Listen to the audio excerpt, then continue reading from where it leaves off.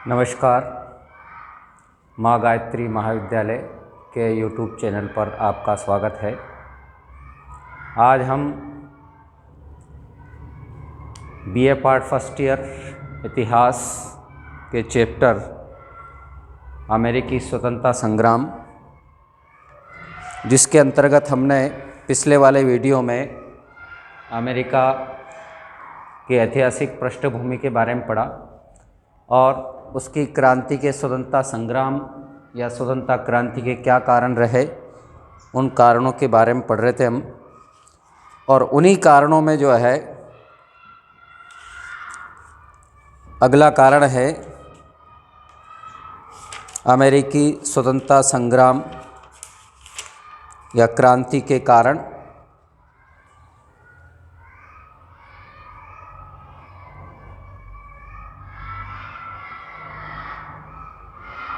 America की क्रांति के कारण, और उन कारणों में जो कारण है नवीन आर्थिक नीति। नवीन आर्थिक नीति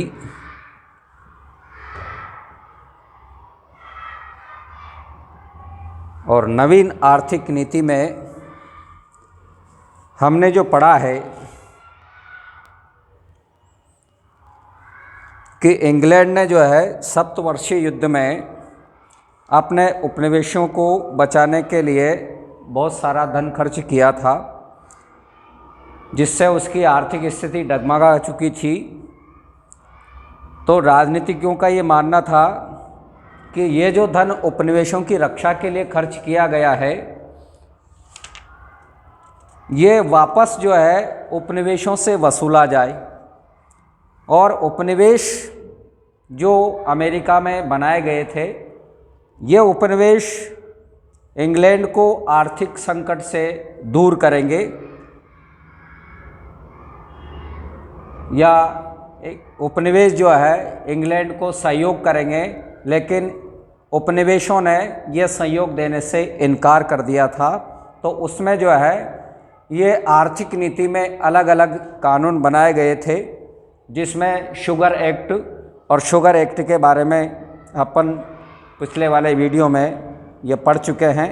शुगर एक्ट क्या था। शुगर एक्ट के बाद अगला एक्ट आता है, वो है करेंसी एक्ट। इसमें जो है एक तो था शुगर एक्ट,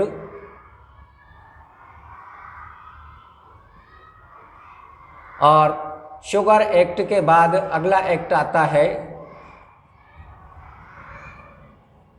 करेंसी एक्ट। यह करेंसी एक्ट क्या चीज़ है,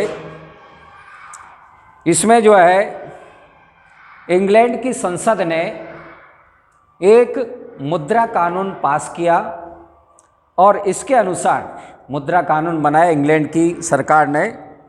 इसके अनुसार जो है राजा के किसी भी उपनिवेश में भविष्य में जारी की गई कोई हुंडी हो, वो वैध नहीं मानी जाएगी राजा के द्वारा।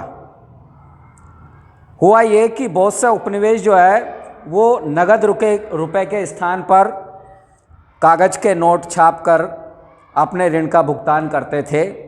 इससे इंग्लैंड के आर्थिक हितों को हानि पहुंच रही थी, और नए कानून के उपनिवेशों का आर्थिक बोझ बढ़ा दिया। ये जो नया कानून बनाया इंग्लैंड ने, करेंसी एक्ट, इसमें जो है उपनिवेशों पर बोझ बढ़ गया। क्योंकि जो है उनके पास नगद रुपयों की कमी थी। तो 1765 में जो है ये बिलेटिंग एक्ट पारित किया गया 1765 में। इसके अनुसार उपनिवेशों को राजकीय सैनिकों को निवास स्थान और आवश्यक सामग्री देने को कहा गया इंग्लैंड के सैनिकों के लिए। इसलिए उपनिवेशों के लिए कानून जो है वो अपमानजनक और आपत्तिजनक साबित हुआ। इस वजह से भी जो है उपनिवेश वो इंग्लैंड के विरुद्ध हुए और अगला कानून जो है इसी नवीन आर्थिक नीति में वो बनाया इंग्लैंड की सरकार ने, वो है स्टाम्प एक्ट। स्टाम्प एक्ट, ये स्टाम्प एक्ट 1765 ईस्वी में पास हुआ, स्टाम्प एक्ट के नाम से। इस कानून के द्वारा, इस एक्ट के द्वारा समाचार पत्रों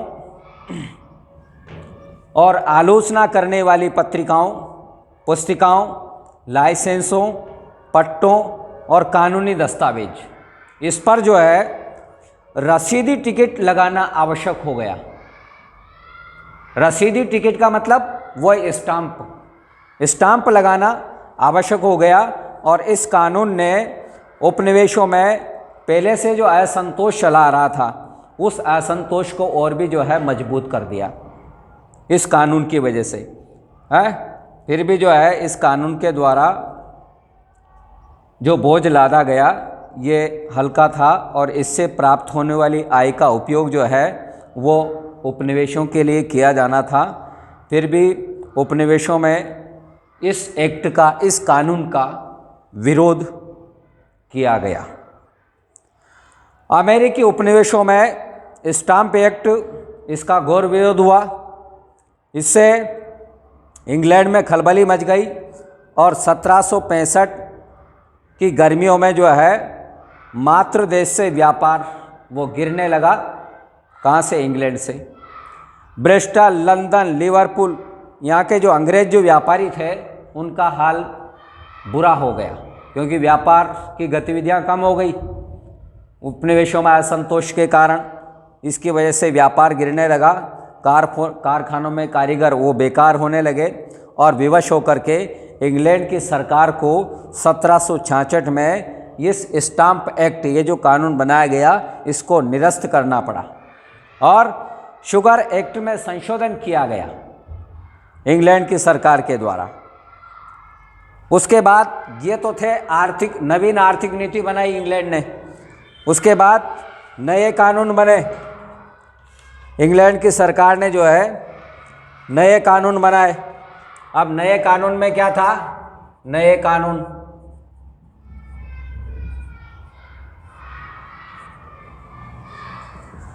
इंग्लैंड की सरकार के द्वारा नए कानून बनाए गए।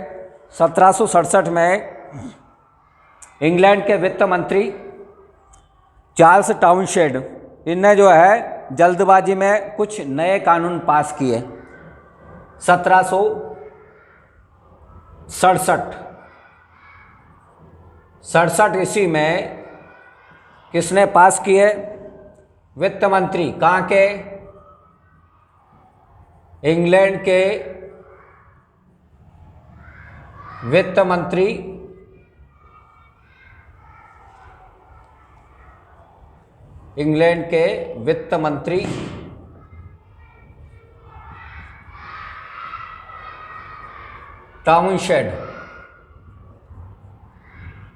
टाउनशेंड ने जो है नए कानून पास किए। तो उपनिवेशों को जो है वो असहनीय लगे ये कानून जो बनाए गए हैं। ये उतने ही जो है कष्टदायक थे जितने कि पहले के नियम थे। और इन नियमों के अनुसार जो है शीशे, कांच, रंग, चाय और कई वस्तुओं पर जिनका आयात उपनिवेशों में होता था, अमेरिकी उपनिवेशों में जिनका आयात होता था, उन पर कर लगा दिया गया, चुंगी लगाई गई। इससे होने वाली आय का उपयोग उपनिवेशों में ब्रिटिश सरकार की ओर से नियुक्त जो गवर्नर थे और राजकीय कर्मचारी थे, उनके वेतन और खर्चों के भुगतान के लिए किया जाना था। यह इस वजह से टैक्स लगाया गया आयात पर। इसका अर्थ था कि गवर्नरों पर से जो है औपनिवेशिक विधानसभाओं का नियंत्रण कम करना। इससे उपनिवेशों को यह विश्वास हो गया, अमेरिकी जो उपनिवेश थे, अमेरिका में थे जो, उनको यह विश्वास हो गया कि ब्रिटिश संसद उपनिवेशों के मामले में और अधिक नियंत्रण रखने की सोच रही है। ऐसा जो है उपनिवेशों को विश्वास हो गया। तो इन नए कानून के परिणाम स्वरूप जो है सारे अमेरिका में फिर से इंग्लैंड के विरुद्ध विद्रोह या विरोध उठ खड़ा हुआ और व्यापारियों ने यह आयात का बहिष्कार आरंभ कर दिया। सभी उपनिवेशों में इंग्लैंड से बने सामान का बहिष्कार किया जाने लगा। इस बहिष्कार से अंग्रेज जो व्यापारी थे वो घबरा गए और इंग्लैंड में भी ये शोर मचने लगा। क्या शोर मचने लगा कि ऐसे कानून जो झगड़े के स्रोत हैं इसके वजह से व्यापार ठप हुआ है उसको तुरंत जो है निरस्त किया जाए। इंग्लैंड में भी इस तरह का विरोध होने लग गया। तो इसकी वजह से जो है उपनिवेशों में विरोध इंग्लैंड के प्रति बढ़ता गया। उसके बाद अन्य घटना घटित हुई, वो थी बोस्टन हत्याकांड की। यह बोस्टन हत्याकांड क्या है? बोस्टन हत्याकांड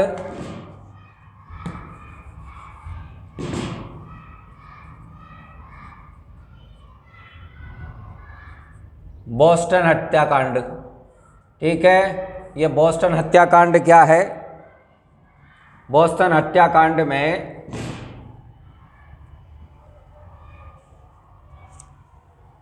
इसमें जो है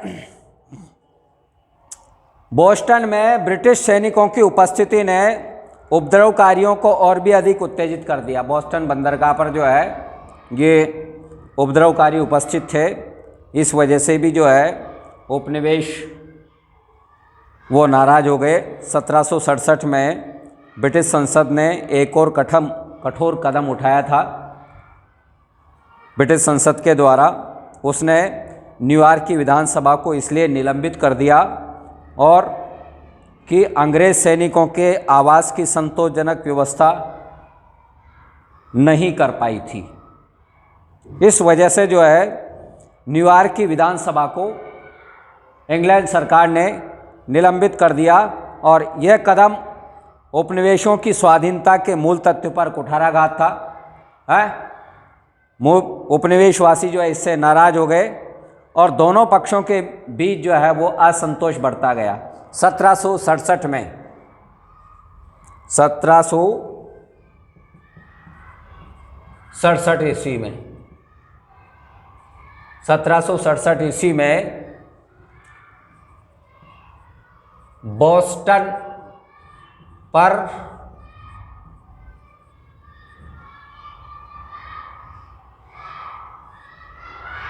उपद्रवकारियों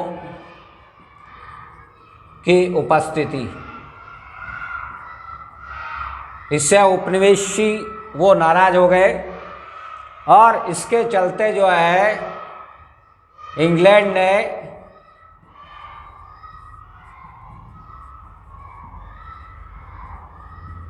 न्यूयॉर्क की विधानसभा को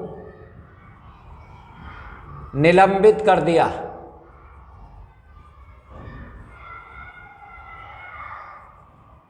विधानसभा को निलंबित कर दिया। इस वजह से जो है उपनिवेशवासी इससे भी नाराज हो गए। और क्यों निलंबित किया?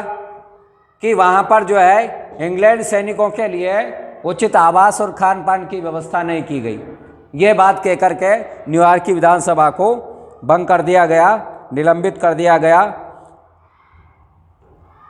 यानी कि इस कदम से जो है उपनिवेशों की स्वाधीनता के मूल तथ्य पर आघात लगा और दोनों पक्षों के बीच जो है इंग्लैंड और उपनिवेश, अमेरिका में जो उपनिवेश थे उनमें जो है असंतोष बढ़ता गया।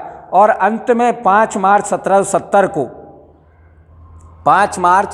1770 के दिन जो है बोस्टन नगर में 7 अंग्रेज सैनिकों और नगरवासियों के बीच झगड़ा हुआ। पहले तो जो है इस झगड़े में बर्फ और मुक्के का काम लिया गया, हाथ का काम लिया गया, लेकिन अंत में जो है घबराए हुए ब्रिटिश सिपाहियों ने गोली चला दी। इससे 3 नागरिक मारे गए उपनिवेश के।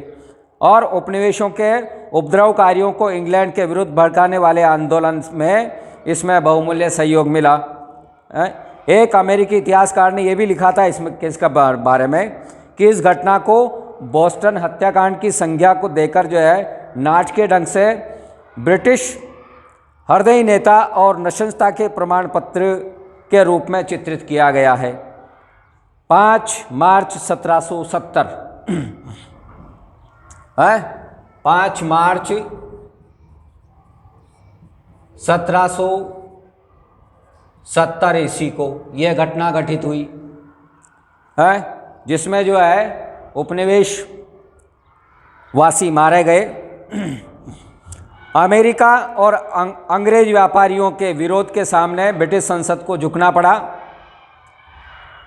अधिनियम को संशोधित किया गया और संशोधन के अनुसार जो है चाय के अतिरिक्त अन्य जो सभी वस्तुएं थी, टाउनशेड शुल्क है, उनको हटा दिया गया और चाय पर से कर जो है वो नहीं हटाया गया। चाय कर भी जो है जॉर्ज तृतीय के विशेष जोर देने पर चाय पर कर को रखा गया। तो उसका ये मानना था कि अधिकार की रक्षा के लिए एक कर तो रहना ही चाहिए। ये किसका मानना था? ये जॉर्ज तृतीय का मानना था है। और इसके लिए जो है फिर यह बोस्टन टी पार्टी जिसके नाम से जानी जाती है, बोस्टन टी पार्टी, यह घटना बोस्टन टी पार्टी है। ये जो टाउनशेड जो शुल्क हटाए गए, इसके बाद जो है उपनिवेशों में आंतरिक मतभेद पैदा हो गया और अभी भी जो है अमेरिका में इंग्लैंड के प्रति काफ़ी सद्भावना तो थी, विशेष करके जो है धनिक वर्गों में। वे जो है स्वतंत्रता के समर्थकों की ओर कराए गए दंगों और बहिष्कार के विरुद्ध थे, क्योंकि गड़बड़ से क्या होता है, व्यापारियों को हानि होती है और साधारण अमेरिकी को जो है वो इंग्लैंड से पूर्ण स्वाधीन हो जाने की अधिक इच्छा नहीं थी। क्यों नहीं थी? क्योंकि वह तो केवल यही चाहता था, साधारण अमेरिकी वो ये चाहता था कि केवल अपने खेत और दुकान पर जो है आज़ादी उसकी बनी रहे, यानी कि वो काम करता रहे और शांति से अपना जीवन निर्वाह करे। लेकिन जो देशभक्त थे, जो अतिवादी जो लोग थे, वो एक छोटा सा वर्ग वो विवाद को जीवित रखने के पक्ष में था, छोटा सा वर्ग अमेरिका का।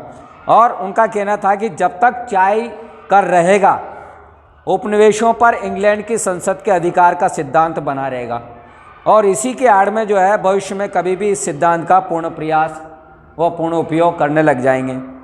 तो उपनिवेशों की स्वतंत्रता के लिए घातक सिद्धांत का जो है डट करके जो है विरोध किया जाने लगा और संयोग से जो है उग्रवादियों को वो सैमुअल एडम्स जैसे आदर्श नेता भी मिल गया। उसमें साहस और कुशल बुद्धि थी, वाक्य प्रवीणता थी। इनका मुख्य उद्देश्य अमेरिकी के लोगों को अपने महत्व का आभास कराना और आंदोलन के लिए जागृत करना। सैमुअल एडम्स का इंग्लैंड की शक्तिशाली ईस्ट इंडिया कंपनी की आर्थिक दशा उस समय संकट में थी और कंपनी को जो है इंग्लैंड की आवश्यकता अनुसार चाय की पूर्ति का एकाधिकार था, ईस्ट इंडिया कंपनी को। लेकिन इस समय जो है इंग्लैंड के गोदाम में वो चाय भरी हुई थी, तो उसका कोई ग्राहक भी नहीं था और यह कंपनी को जो है अमेरिका में चाय निर्यात करने का अधिकार मिल जाए तो कंपनी जो है दिवालिया होने से बच जाए, यह कंपनी का मानना था। तो वैसे भी जो है अमेरिका में 1770 के बाद से ही जो है चाय का यह अवैधानिक व्यापार जो है बढ़ता जा रहा था, अवैध रूप से जो है व्यापार बढ़ रहा था चाय का। तो कंपनी की प्रार्थना पर 1773 में संसद ने जो है चाय अधिनियम पास करके ईस्ट इंडिया कंपनी को अमेरिका में चाय निर्यात का एकाधिकार दे दिया गया। 1773 में चाय का एकाधिकार दिया किसको? 1773 में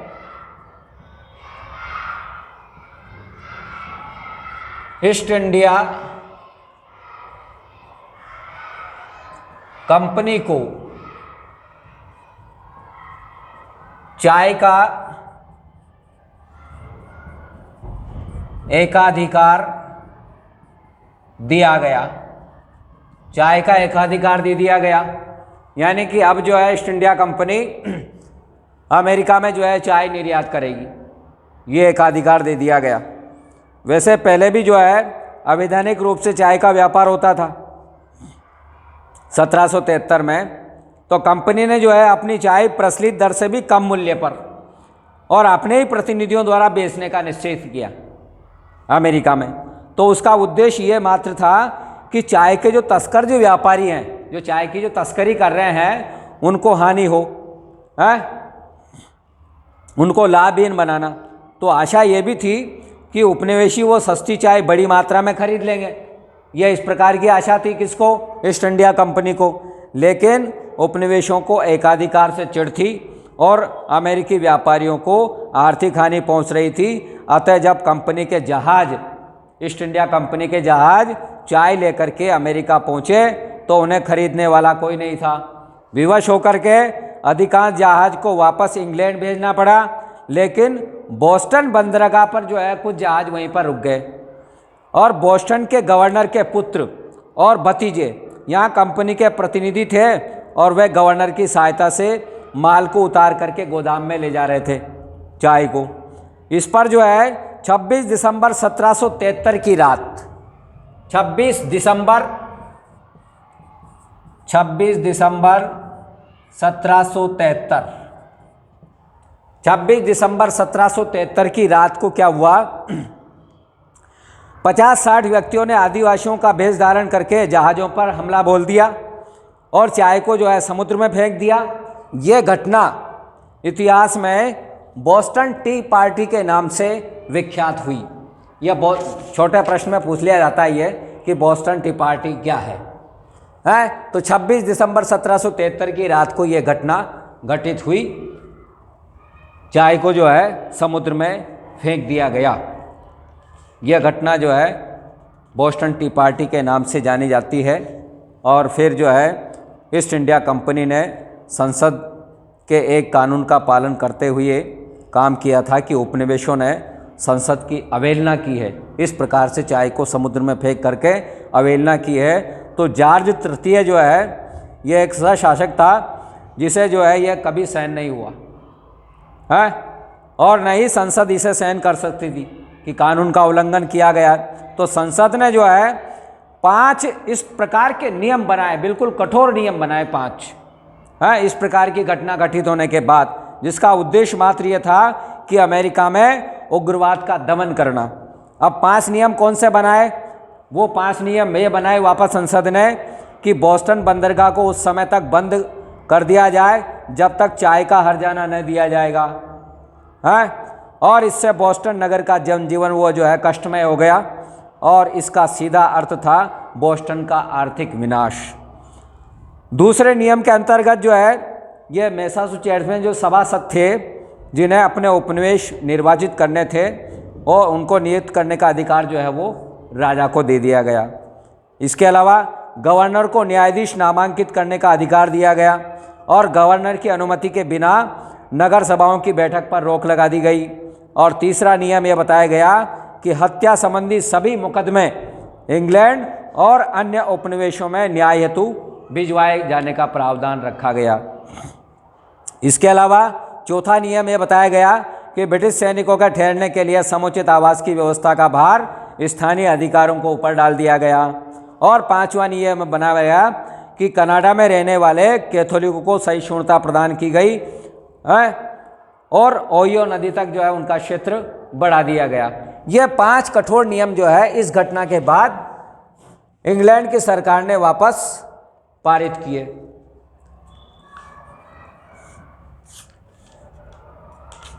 उसके बाद प्रथम महाद्वीपीय कांग्रेस, उसके बाद जो है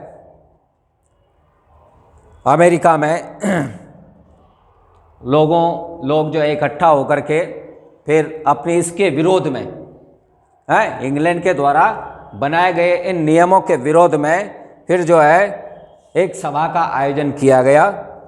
वो सभा कहलाई प्रथम महाद्वीपीय कांग्रेस। प्रथम महाद्वीपीय कांग्रेस का आयोजन उपनिवेशवासियों के द्वारा इंग्लैंड के विरुद्ध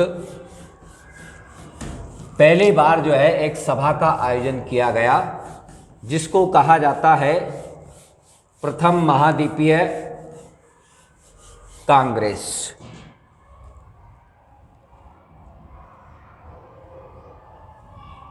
प्रथम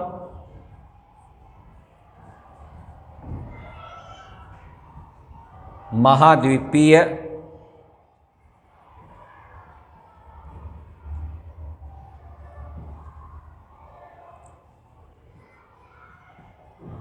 कांग्रेस, प्रथम महाद्वीपीय कांग्रेस का आयोजन किया गया।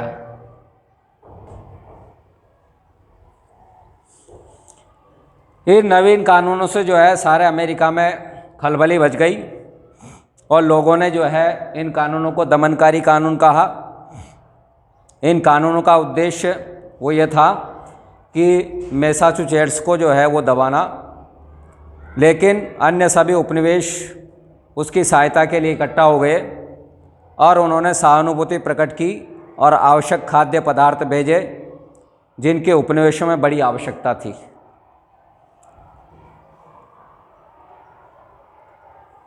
उन्होंने जो है वर्जीनिया के नागरिकों ने सभी उपनिवेशों के प्रतिनिधियों का फिलाडेल्फिया में एक सम्मेलन बुलाने का सुझाव दिया। परिणाम स्वरूप 5 सितंबर 1774 को यह बैठक हुई। 5 सितंबर 1774 ईस्वी को यह बैठक की गई। इस अधिवेशन में जॉर्जिया के अतिरिक्त अन्य सभी उपनिवेश के प्रतिनिधियों ने भाग लिया और प्रतिनिधियों में जो है मैसाचुसेट्स के जॉन एडम्स और सैमुअल एडम्स और वर्जीनिया के जॉर्ज वाशिंगटन और पैट्रिक हेनरी, दक्षिणी कैरोलिना के जॉन रुटलेज और क्रिस्टोफर गैडस्टेन, इन्होंने जो है भाग लिया। और इस कांग्रेस बुलाने का, इस बैठक बुलाने का क्या उद्देश्य था? तो बैठक बुलाने का यह उद्देश्य था कि उपनिवेशों की वर्तमान स्थिति पर विचार करना और उनके जो है न्यायोचित अधिकार और स्वतंत्रता की पुनः स्थापना करना, यह इसका उद्देश्य रखा गया। इसके अलावा इस निर्णय के अनुसार घोषणा पत्र तैयार करके इंग्लैंड भेजा गया, जिसमें जो है कई प्रकार के अधिकार और शिकायत लिखी गई थी। यह कांग्रेस का महत्वपूर्ण कार्य एक संघ का संगठन था जिसमें व्यापार बहिष्कार को पुनर्जीवित किया, गांव-गांव में सुरक्षा समितियां स्थापित की गई, ब्रिटिश माल का उपयोग करने वालों की सूचना कांग्रेस को भिजवाने का यह निश्चय किया गया और यदि कहीं जो है गड़बड़ दिखती है, गड़बड़ समाप्त न हो तो 1775 में एक और सम्मेलन बुलाने का निश्चय किया गया। इसमें जो है स्थिति में कोई सुधार नहीं आया ये सम्मेलन बुलाने के बाद भी। तो मैसाचुसेट्स में जो है तनाव जोरों पर था इंग्लैंड के विरुद्ध। वहाँ के स्वयंसेवकों ने जो है कनक कार्ड में गोला बारूद का संग्रह कर लिया और 19 अप्रैल 1775 को जनरल गेज ने इस युद्ध सामग्री के संग्रह करने पर जॉन हैनकॉक और सैमुअल एडम्स, इसको जो है गिरफ्तार कर लिया गया, गिरफ्तार करने की आज्ञा दे दी। और स्वयंसेवकों की एक छोटी सी टुकड़ी ने जो है ये लैंगस्टन गांव के पास ब्रिटिश सेना का मार्ग रोकने का विफल प्रयास किया। इस प्रयास में जो है 8 स्वयं सैनिक सेवक भी जो है वो मारे गए। फिर उसके बाद जो है दूसरी महाद्वीपीय कांग्रेस का आयोजन किया गया। द्वितीय महाद्वीपीय कांग्रेस का आयोजन किया गया। इसमें 10 मई 1775 को 10 मई 1775 ईस्वी को जो है दूसरी महाद्वीपीय कांग्रेस बैठक बुलाई गई। स्वतंत्रता संघर्ष का बिगुल बज गया और ऐसी ही अनिश्चितता में 10 मई 1775 को फिलाडेल्फिया में द्वितीय महाद्वीपीय कांग्रेस की बैठक बुलाई गई और बोस्टन के एक धनिक व्यापारी, वो धनिक व्यापारी कौन था? वो था जॉन हैनकॉक ने जो है कांग्रेस की अध्यक्षता की और थॉमस जेफरसन और बेंजामिन फ्रैंकलिन जैसे महान नेता भी इसमें उपस्थित थे। काफ़ी वाद विवाद के बाद ये घोषणा पत्र तैयार किया गया उसमें कि हमारा उद्देश्य न्याय संगत है और हमारी एकता संपूर्ण है, हमारी आंतरिक साधन बहुत है, यदि आवश्यकता पड़ी तो विदेशी सहायता भी लेंगे।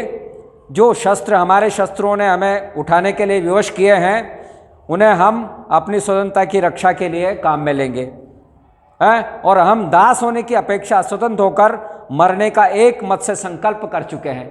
इस प्रकार का संकल्प जो है इस द्वितीय बैठक में लिया गया और इस घोषणा के बाद जो है कांग्रेस ने सेना खड़ी करने की योजनाओं पर अमल शुरू कर दिया और जॉर्ज वाशिंगटन को उसका प्रधान सेनापति बनाया गया।